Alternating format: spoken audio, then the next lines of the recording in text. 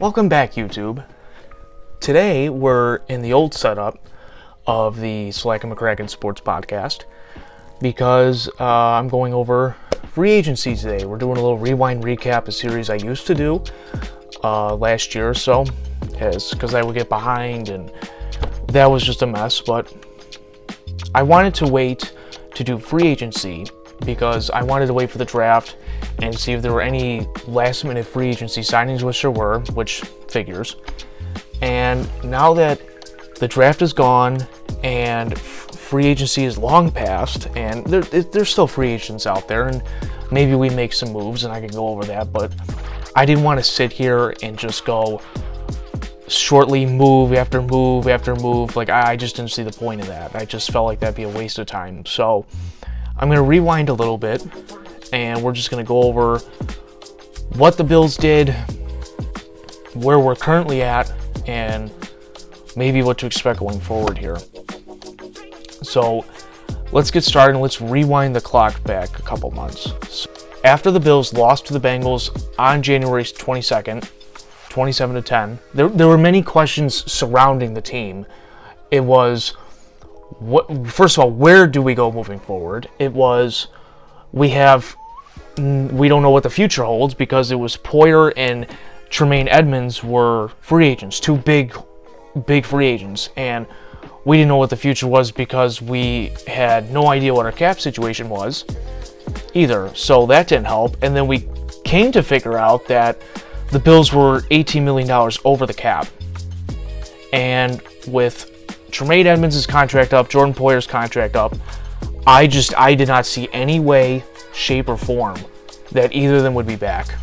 So you had questions at safety. You had not just at the strong safety position, but also the free safety position, because Micah Hyde had a neck injury, and he was going to come back, but he didn't. I think he should have came back in the Cincinnati game if he really was ready to come back. Not the point, but I was concerned about that because it's still a neck injury. Like, that is a serious injury. That is not something you mess with, but he's reportedly going to come back next year, which is a good thing. But it was, what are we doing at safety? What's the future there? What is the plan at middle linebacker? Because Edmonds is a free agent, and you have Matt Milano, but you have a gaping hole in the middle of your defense. Like, what was the plan there? Obviously, we now know the Bills drafted Doran Williams out of Tulane, but back then we didn't know what the plan was. We didn't know if they were going to sign somebody, maybe bring back Edmonds, trade for somebody. We just had no idea. But we needed to get under the cap first before we could even do anything or think about anything. And being thought the cap was going to go higher than it originally did, but the cap will only go up year by year, so eventually we'll probably get higher in the cap and we'll be able to make even more moves. But Bean's been really good at manipulating the cap, moving money around, bringing guys back, restructuring extensions to save money. He's been really good at that, and he even did that this past year. And it was tough because you had the Josh Allen extension kicking in, you had Dawson Knox's extension kicking in, you had Stephon Diggs' new contract extension kicking in, you had another year of Von Miller's contract, Tre'Davious White's contract, on and on and on. And it was only a matter of time for it's like, we can't keep all these guys and we keep losing. Like, what is the plan? What are we going to do? Or at least that's what I was thinking, because I was concerned, because it's like, we have all these guys, but we're not going to have them forever, and we kept losing in the playoffs, or we've been losing in the playoffs, and it's like, what are we going to do? But after seeing what we've done in free agency and the draft, I can sit here and feel a little more confident going forward, but it's really, at this point, going to depend on how McDermott calls the defense and how Dorsey calls the offense. It's going to depend on how this coaching staff reacts to the adversity of not getting past now the second round of the playoffs and just being able to close it out and take that next step. We haven't been in the AFC Championship since the 2020 season where we played the Kansas City Chiefs, and it's been a minute, and we need to get past the divisional round. It's really no excuses, and this team's not getting any younger. So there's no excuses, but I think what the moves they've made is good. It's just, how do we react now going forward? Because you can make good moves, you can draft good players, but if you don't coach or game plan properly, if you're not able to win games, or if you still have the same struggles, like it's not going to be good. And I don't want to sit here and be pessimistic, but it's really going to depend on how this coaching staff reacts to the adversity of not being able to get past the second round. That's really what it comes down to. It's the adversity of not using rookies and changing your philosophy and doing things differently. And so far we've seen that with an offensive free agency and draft. But again, it's on paper. You have to actually see it on the field. What Beane did first was he restructured Allen's contract and Von Miller's contract, freed up around $32 million in cap space. This isn't in chronological order. I'm just going through what I've wrote down. He restructured Diggs' contract. That saved $5.4 million. He saved $1.3 million by restructuring Nyheim Hines' contract. We extended Matt Milano to a 2-year contract extension, which also saved money. We gave Tyler Makovich a 2-year contract extension. Technically a 1-year contract extension. That voids after this year, but it still helps save money. Sam Martin got a 3-year contract extension, who was a free agent. It's worth up to $7.5 million, which I'll admit is pricey for a punter, but the Bills haven't been able to solidify the punting position since Corey Pahork has left, so I guess I can understand it. And Sam Martin having the not so easily trackable punts helps, so I guess I can understand it. I just think 7.5 is kind of high for a punter, but whatever. Special teams is important, and this team certainly does care about it, but I was worried at first because it was just nothing but special teams, so it was like, where's the big move? But obviously that came and went. Tyler Bass got a 4-year contract extension. I believe it was a little bit right before the draft for $20.4 million. Really, that was worth it because you need to lock him up. He's been a solid kicker. Now, moving on to who we re-signed coming back, who were free agents. Jordan Poyer returned on a 2-year contract extension. I was shocked at this. I was shocked. I really saw no way in hell that, or at least thought no way in hell Jordan Poyer was coming back. I did not think that was going to happen. There was no way I saw that happening. After that Cincinnati disaster, he ran into Tre'Davious White and he got hurt. I'm like, oh my God, that's it. He's done. Because they talked about in training camp getting him a new contract. They said they'd discuss it, which they always say it, but they said it, and nothing came of it. Poyer signed Drew Rosenhaus as his new agent, one of the top agents in the league. And the Bills did manipulate or move some money around. They gave him a nicer signing bonus to keep him a little bit happier. But they never worked on a new contract. And it seemed like he wasn't going to come back. It seemed like the writing was on the wall. Kind of like with Matt Milano a couple years ago. But look, it happened again. He's back for 2 more years, and I'm happy about it. He was hurt a lot last year, and that is a concern. But even while hurt, Poyer was amazing. They were practically undefeated with Poyer on the field, except for the Cincinnati game, of course. So I think, you get a big piece in your defense coming back. You have Hyde and Poyer for another year at least. But eventually you will need to figure something out for the safety position because, again, Hyde and Poyer not getting any younger, obviously. They did talk about moving Christian Benford to safety, which could be a possibility, but there really is no actual future at safety. It's just who we have now. So that's another reason why I'm saying you need to win now while you still have Hyde and Poyer, because eventually you're going to have to replace your free and strong safety, and those aren't necessarily always easy positions to replace. We got lucky when we got rid of Aaron Williams, who had a career-ending injury, and we got rid of guys like Corey Graham and Denoris Searcy. We had a revolving door of safeties back in the day before we solidified it with Micah Hyde and Jordan Poyer. So it's not an easy position always to replace. So I just hope that we can win while we still have Hyde and Poyer, especially, and Vaughn and other guys, of course. But I think it was a huge shock that he came back. I just didn't see it. It's just writing on the wall. But they ended up bringing him back, and I'm glad they did, because if they didn't, it was going to be a gaping hole in the back end. It was going to be an extremely gaping hole. But I'm glad that he's back. Looking at Poyer's contract on Spot Track, The Bills signed Poyer to a 2-year, $12.5 million contract extension with the Bills, including a $4 million signing bonus, $7 million guaranteed, and an average annual salary of $6.2 million in 2023. Poyer will earn a base salary of $2.2 million and a signing bonus of $4 million, with a workout bonus of $250,000 while carrying a cap hit of $4.8 million and a dead cap hit of $6.2 million. And he has a potential out in 2024, with that being a $7 million cap hit and a $2 million dead cap hit. Now, I don't think that's going to happen. I don't see Jordan Poyer getting cut, but it's just worth mentioning that, obviously. He's going to be 32 this year and will be 33 next year. Will be 34 as a UFA in 2025.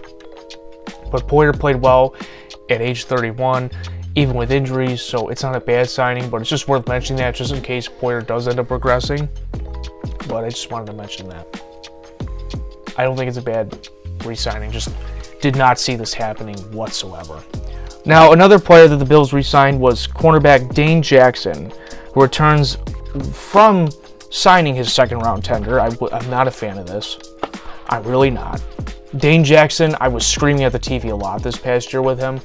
7th-round pick in 2020 out of Pitt. I think at the time it wasn't a bad pick, and I certainly thought he's a nice depth option. Now, obviously, a lot of players that were starting for the Bills, like Damar Hamlin, Dane Jackson, AJ Klein was starting at one point. We brought him back, and we brought him back again. But again, like, a lot of those guys shouldn't have been in the positions that they were in. But Dane Jackson, he wasn't totally horrible the year before, so I guess I wasn't really worried about it because McDermott's defense with corners has been plug and play. We've seen it with E.J. Gaines, Levi Wallace, even Dane Jackson. We've seen it with with rookies. We had Kyler Elam in there. We had, even at one point, a rookie Kyler McMichael in there. We had Christian Benford in there. We've been able to plug in and play corners, although not always at the best results, but we've been able to do it. But there was no play recognition with him. He could not cover anybody. He couldn't cover the field. He didn't know what was going on. It seemed like he was lost in the sauce. He was not making plays. He was getting penalties. He was getting burnt left and right. I don't see the point in bringing him back. Maybe it's a camp body. I know they like him. I just don't see it after that performance he had last year. I just don't see it. But again, I'm not a coach. I'm just a guy on a podcast. So it is what it is. The Bills also brought back linebacker Tyrell Dotson on a 1-year extension, nice depth piece, and they brought back cornerback Cam Lewis on a 1-year extension. Not a fan of this move either, because just that Vikings game comes to mind. It's like, bro, you just needed to bat the ball down, but they didn't. They brought him back, or he didn't bat the ball down. The Bills brought him back. Again, could just be another camp body, could be a depth piece, practice squad, whatever. I just think they've invested so much in corner, it's hard for guys to make this team. And you add in 7th-round pick Alex Austin now, it's going to be hard for these guys to make the roster, I think. It's certainly going to be a competition to watch in camp. Now, some of the departures I want to go over, obviously the big one being linebacker Tremaine Edmunds. He goes to the Chicago Bears, and we've mentioned that a bit in the last video and the video prior. Looking at Tremaine Edmunds' contract on Spot Track, he signed a 4-year, $72 million contract with the Chicago Bears. It includes a $9.7 million signing bonus, $50 million guaranteed at the signing, and an average annual salary of $18 million in 2023. Edmunds will earn a base salary of $2.4 million, a signing bonus of $9.7 million, and a roster bonus of $9.7 million, along with a workout bonus of $100,000 while carrying a cap hit of $14.6 million and a dead cap hit of $36.8 million this year in 2023. Now, Edmunds' contract has a potential out in 2026, and they could cut him then, or they could cut him before 2025 because the dead cap would only be $4.8 million compared to the dead cap being $36.8 this year and $22.2 next year. But Tremaine Edmunds is only 25 years old, and he has 5 years already under his belt with the Buffalo Bills. Now he heads over to Chicago, and he's still young, only 25 this year, and he's going to be 29 by the end of this contract if he makes it through the out option. So if he plays the final year in 2026 of this deal. Tremaine just didn't fit the system here in Buffalo, but he could work out in Chicago. The only thing I would wonder is, why did Chicago pay Edmonds and not Roquan Smith? I do understand Roquan Smith did want out of the Chicago Bears, but he is the better linebacker, so if you're going to pay a linebacker, why wouldn't you just pay the better linebacker who's already been in the building for you? Not the point, but Edmonds, he was okay for us. He wasn't horrible, but he also wasn't great. He was serviceable for 5 years, but the Bills were not going to pay him 4 years for $72 million. That wasn't going to fit on our cap space. That wasn't going to fit on the books, and it was understandable why Brandon Beane didn't make the move. He even talked about it on Chris Long's podcast, which you could probably go check that out somewhere on the internet. But it wasn't going to come back. I didn't think he was going to come back. I thought if he was going to come back, he would have signed the 5th-year option, and then he would have signed a contract extension on top of that, just kind of like Allen did, but that didn't happen. But good for Tremaine, though. He gets his money, he gets the bag. The question will be, can he find success in Chicago now that he's going to be the top linebacker on the team, money-wise? He's going to be the quarterback of the defense. It's up to him at this point. But the Bills were not going to make this move. They were not going to sign him that kind of money. There's just no way they could have got it done. So you could tell Brandon Beane wasn't happy. He lost him, but it was understandable. And I think Dorn Williams out of Tulane, I think he'll be a nice replacement, like I said. But we'll see. It's going to be now between Dorn Williams, Terrell Bernard, and Tyrell Dotson, I think, for the middle linebacker spot. But we'll see what happens. But there's just no way that the Bills were going to get this deal done. So Edmonds heads to the Chicago Bears, and the Bills got a serviceable linebacker for 5 years. I think it was all right for us. Another player leaving the Bills is running back Devin Singletary. He signs a 1-year, $1.5 million deal with the Houston Texans. Wide receiver Isaiah McKenzie heads to the Indianapolis Colts on a 1-year, $1.2 million deal. Wide receiver Jamison Crowder heads to the New York Giants to join Brian Daboll and Joe Shane on a $1.3 million deal, along with tight end Tommy Sweeney. Now, there was no contract details. I looked. There was none on here, so I'm assuming he's just getting the vet minimum. Safety Jaquan Johnson is heading to the Las Vegas Raiders on a 1-year, $1.2 million deal. And some free agents that are still out there that were former Bills this past year: left guard Roger Saffold, wide receiver Jake Kumro, running back Taiwan Jones, and safety Dean Marlowe. And I can understand why those guys are out there. Some of them are old. And then you had, Dean Marlowe was just lost in the sauce of the Bengals game. I could see the Bills bringing back Taiwan Jones or Jake Kumro as camp bodies, but maybe they just decided to move on from them. I'm not sure. Taiwan Jones was a special teams option, but he did make quite a few mistakes this past year and the year before, so maybe they're just finally moving on from him. Nice guy, though. He was at my work quite a few times. Really nice guy. Now, the new signings, the Bills, the first one I want to talk about is left guard Connor McGovern, guard from the Dallas Cowboys. He signs a 3-year, $22.3 million contract with the Bills, includes an $8 million signing bonus, $11 million guaranteed, and an average annual salary of $7.4 million in 2023. McGovern will earn a base salary of $1.9 million, a signing bonus of $8 million, and a workout bonus of $100,000, while carrying a cap hit of $4 million for the Buffalo Bills and a dead cap value of $9.9 million. Now, the thing that's interesting about McGovern and even Deontay Hardy's contracts, they both have an out after this year. Both of these guys have an out in 2024.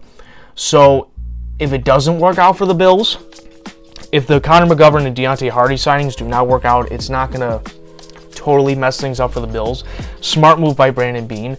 I don't think they're bad signings, but it's a smart out option. It's a smart way to get out of it. Like, if it doesn't work out and it blows up in their face, it's a nice contingency plan to have just in case. Because you need to be careful now that Josh's giant $258 million extension is actually kicking in this year. So it's worth mentioning that. But McGovern, I think you get a good guard. He's played most of his career in Dallas. He's been healthy for the most part. He just a guy to help protect Josh. I don't have a problem with this signing. I did get confused because I thought it was the Jets center, Connor McGovern. There's two Connor McGoverns in the league. McGovern, just a guy to help protect Josh. And it's an upgrade over Roger Saffold because he was horrible this past year, just horrible. So I got no problems with that signing. And you add the fact the Bills drafted Osiris Torrance and that kid broke out of Ole Miss in the 7th round, just adding to the offensive line. I got no issues with it whatsoever because Allen needs the help. I think you have Dawkins at left tackle, McGovern at left guard. You have Mitch Morse at center. You have Torrance at right guard or Rick Bates, both of them switching in and out. And you still have Spencer Brown, but I think you've upgraded your offensive line, at least interior-wise. So it's definitely, I think, will be a big help this year. And I could be wrong. Maybe this just blows up in my face, all these takes, but I think it's a good signing. And like I just said, Deontay Hardy does also have a potential out in 2024. And his dead cap's only $1.3 million, as to where McGovern's dead cap hit is $6 million. So if you get rid of Hardy, it's not going to be a big loss. McGovern will be a little bit bigger, but Hardy won't be as big of a loss for the cap hit. Like, it won't be a big penalty. So looking at Deontay Hardy's contract on SpotTrack, just like I said with McGovern, he also has a potential out in 2024, just right after this year. He's set to make a 2-year, $9.5 million contract with the Buffalo Bills. It includes a $2.7 million signing bonus, $5.2 guaranteed at the signing, and an average annual salary of $4.7 million in 2023. Hardy will earn a base salary of $2 million, a signing bonus of $2.7 million, and a workout bonus of $250,000, while carrying a cap hit of $3.7 million and a dead cap value of $4.7 million in 2023. Hardy, I think, obviously an Isaiah McKenzie replacement, but a guy who's really fast. I mean, one of the knocks, even, I think, he is 5'6", but I think he's a speedster.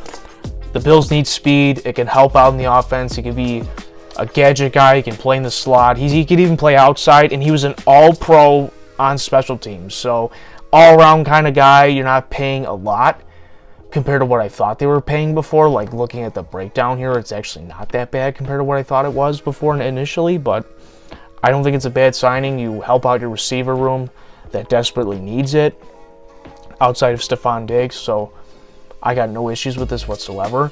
I just hope that, you know, they get Hardy involved, and even Dalton Kincaid, they get him involved, and they get it's not just Davis is what I'm trying to say. It's Diggs, it's Kincaid, it's Knox, it's Hardy. It's getting all these guys involved, not just throwing it to Davis and whoever. It's actually getting everyone involved and having an actual offensive game plan instead of Josh just playing superhero. So I'm happy that they have done an offensive free agency and draft because they desperately needed it. But the question again will be, can Dorsey actually utilize all this talent and get it to work? Because yeah, you can have the guys on paper, but they need to execute on the field. It's that simple. Next guy, Taylor Rapp from the Los Angeles Rams, comes over to the Buffalo Bills on a 1-year, $1.7 million deal. He was a second-round pick by the Rams, and I think this is a good move to have, considering that Poyer and Hyde are coming off injury-riddled seasons. Now, if any of them get hurt, hopefully they don't. I'm praying they don't. Knock on wood. But if any of them got hurt, Taylor Rapp would go in there, and he'd probably be a plug-and-play guy, and I think it'd be a good move there, and he's certainly a quality depth piece. He could have even been a starter on multiple teams, I think, this year. The Bills do play 3 high safety. Rapp out there with Poyer and Hyde, that's not a bad idea. So I think it's a good signing, good quality depth piece, and I got no issues with it. He's young, and who knows, maybe he's a future at safety. Maybe he's an option at safety for the future. You never know. So just have to wait and see, but I do like that signing. I wasn't expecting to get him. David Edwards, a guard also from the Los Angeles Rams. 1-year, $1.7 million deal, just a depth option, a depth signing. I think he could help out on the interior side of the ball. Damian Harris, a running back from the New England Patriots. He signs a 1-year, $1.7 million deal, and I like this signing. Now, the question will be, can Damian Harris stay healthy? And I think that's one of the reasons the Bills did sign Latavius Murray. Now, we're talking even with Murray, but Harris and Murray, they're both heavier setbacks, and the Bills didn't want a heavier setback The question will be, can Damien Harris stay healthy? But he's had a pretty good, decent career. He's made plays against the Bills, and he's certainly made plays with the New England Patriots. The only problem is he just hasn't been able to really stay healthy, which is a concern. Kind of like Sony Michel, another guy who just couldn't stay healthy for the Patriots. So this past year, Damien Harris had 106 carries for 462 yards, 3 touchdowns, 4.4 yards per carry on average. Not the best, but certainly not the worst. He can also catch the ball. He had 17 receptions for 97 yards, 5.7 yards per catch. Not horrible. I just think that he's not the starting running back. I still think it's James Cook. But I think it's a good depth signing. I think it's going to be Murray and Harris battling out for that last running back spot because they're both heavy backs. So I certainly don't think it's a bad signing. The question really is, can Harris stay healthy if he makes the roster? So we'll just have to wait and see. But I certainly think a battle will be Latavius Murray and Damien Harris. Or we could see Latavius Murray be on the practice squad like Duke Johnson, and Damien Harris is the power back. So anything's possible, really. I mean, running back is a plug-in-and-play position, but I think James Cook has to be running back 1. He was a second-round pick. Nyheim Hines, it looks like they're just going to have him be a special teams guy, which is totally fine. I was expecting him to be more used in the offense, but clearly they just want to use him for special teams. But now that they have other running backs, it's fine. So I don't have an issue with it. David Quesenberry re-signs with the Buffalo Bills. Now, the reason I didn't add him in the other categories is because he kind of happened later on. It was like actually during free agency. The other ones were kind of more so before. But Quesenberry, I'm not high on this. He was in the play where Allen got hurt.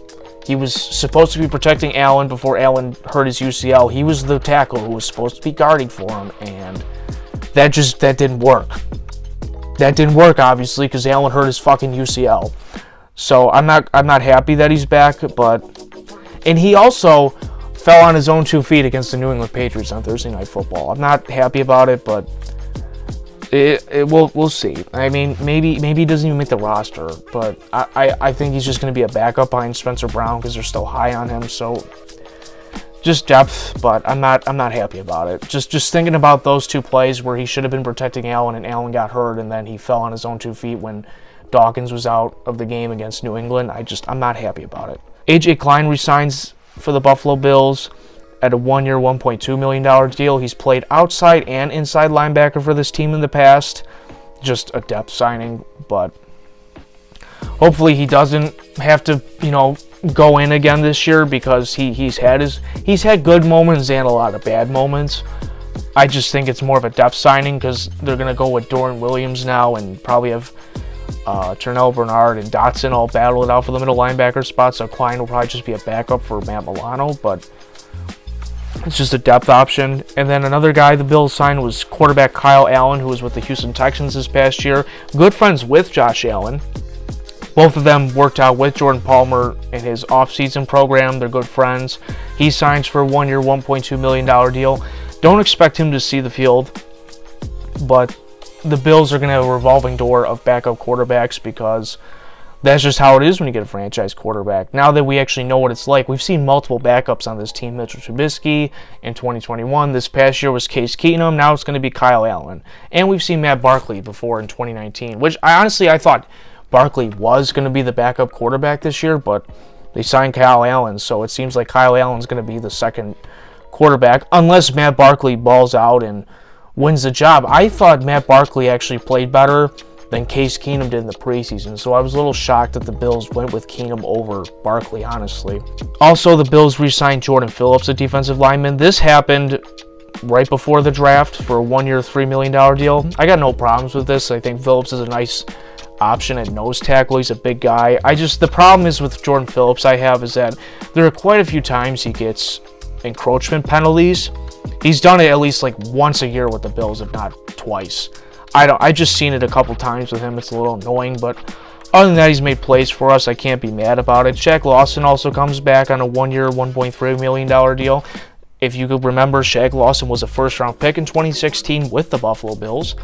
Now, obviously, he hasn't lived up, or he didn't live up to first round expectations, but he's been a decent backup. He's made some plays. He made some plays this past year. He bounced around after he left the Bills with the Dolphins and the Jets and the Texans, but he's, was with the Bills last year and he's back again. So, I can't really be mad about it. He made some plays, depth option, just a lot of depth pieces. I wasn't really expecting us to make a giant Von Miller type move like we did the year before, but I think McGovern was really just the big move here, which I got no problem with, and Deontay Hardy was another good option. But a lot of these guys are just depth signings. Latavius Murray, a running back from the Denver Broncos. Now, Latavius Murray, I believe he's actually the oldest running back actively in the league, and he did not play that bad last year for the Denver Broncos, who just had a horrible season. Murray had 171 carries for 760 yards on 4.4 yards per carry. He had 6 touchdowns. In the passing game, he had 27 receptions for 132 yards, 4.9 yards per catch. Murray's a big back too. I certainly think he'll either be on the practice squad just waiting to get his opportunity to be a depth option, or maybe he battles it out with Damian Harris. But it's just another guy to have in the running back room. They wanted to add some vets, and they were talking to him before the draft, and they signed him after the draft, so we'll see what happens. It could be Harris versus Murray. I would prefer to have Damian Harris. He's younger, Murray's older, but the question really is, can Damian Harris stay healthy? And then the Bills also signed defensive tackle Poona Ford from the Seattle Seahawks. There's no contract details. I've looked. I think it's just still new. They haven't come out yet for whatever reason. But I think it's a good signing for the Bills, another nose tackle option. They don't have a legit future at nose tackle because we don't know what the future really is, because Ed Oliver's on his 5th-year option and he hasn't really met expectations. Daquan Jones, he's here for another year, but I don't think he's going to be back. Jordan Phillips, he's on another 1-year deal, and then Poona Ford, he's on a 1-year deal. There's really no future at defensive tackle. Although defensive tackle has been expendable, it would be nice if the Bills could find like a Quentin Williams or even a Christian Wilkins. I don't like Wilkins, but just using him as an example. Of course, they were both in the same draft as Ed Oliver. That's not the point. But if they could find a good quality nose tackle, I think it would help. But so far, they haven't been able to find that. They found decent depth guys, but they haven't really been able to find that franchise nose tackle for whatever reason. And the most recent move the Bills have made was they claimed defensive end Cameron Klein off waivers from the Indianapolis Colts. I couldn't find his contract details either, but he did play against us last year in the preseason, so maybe the Bills were watching him and they saw something they liked in him. I think it's going to be honestly another camp body, but it's going to be a good competition for these guys. Offense, defense, there's going to be a lot of battles in camp, and I certainly think it'll be fun to watch like always. I do want to talk about the current status, what we have right now. So we have $4.9 million this year. Our dead cap this year is $5.2 million, but we don't really have a lot more room to really sign anybody. But I think with our current roster coming back healthy, what we did in free agency and what we did with the draft, I think we're in a better spot than we were last year, and I truly do mean that. I really think we're in a better spot than we were, and considering that everyone's not so high on us like they were before, I certainly think that'll help. I think maybe we had too many cameras on us last year, but I still think this team can win a Super Bowl. I don't think there's any doubt in my mind that they can't. The question is, can the coaching staff